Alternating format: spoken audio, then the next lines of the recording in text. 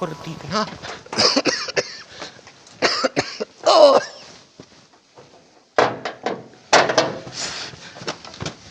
Extraordinar. Toate mi se întâmplă numai mie.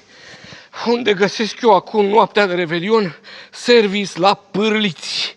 Hai, uite că am găsit. Alo? Alo? Da. Bună seara! Service pârliți? Da. Fiți amabil, am și eu urgentă nevoie de un mecanic aici la noastră, că a rămas cu mașina în pană. Pentru limba română, Da. apăsați tasta 1. Nu știa de unde să aude. Da, să trăiți. Gogo, îmi pare bine. Mă puteți ajuta și pe mine cu un mecanic, cu un service, ceva? Am rămas cu mașina în noroi aici. Trebuie să iau niște artiști de la Pârliții din Vale să duc la TVR la Revelion și e cam târziu. Băi, 1. Da. Arăt eu a mecanic? A, nu, să vede că veniți de la nuntă. Da. Mă rog, eu sunt primarul acestei localități. Așa, da, îmi 2. pare bine, da. Ne-ați jignit? Da? Cum adică noroi? Noi avem aici cel mai mare nămol din toată lumea asta. Nămol, nu? da. Și 3, mai spuneți odată cum e treaba cu artiștii. Domn primar, deci trebuie să mă duc până în Pârliții din Vale să iau artiștii să-i duc la Revelion, dom'le, că începe acum la TVR și... Aha. Dumneata ai impresia că la noi în localitate nu sunt artiști?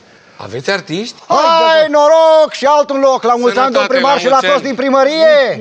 Mituț, pleacă-mă, lasă. Cum să plec? Nu plec. Am și o treabă pe aici cu Revelionul. Da, dom'le, dar lasă-ne că și noi avem treabă. Steaua sus răsare ca o taină mare. Pleacă, dom'le, de aici, pleacă, dom'le, de aici. N-auzi, lasă-ne. Pleacă, că avem treabă. Bun, Da, plec. da. Dar nu să aflați ce s-a stricat. Ia stai așa. Matale, te pricep la... De? Știi ce s-a stricat?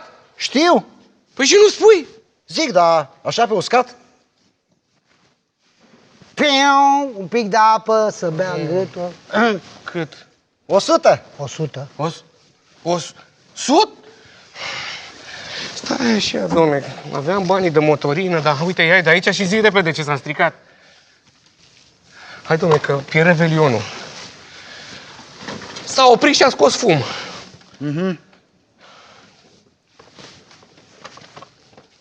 O să vă zic ce s-a stricat. Ce? Mașina s-a stricat. Hai noroc! Și la mulți ani!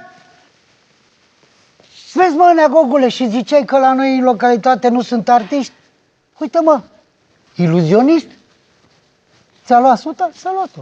A făcut? A dispărut? Pa! La mulți ani!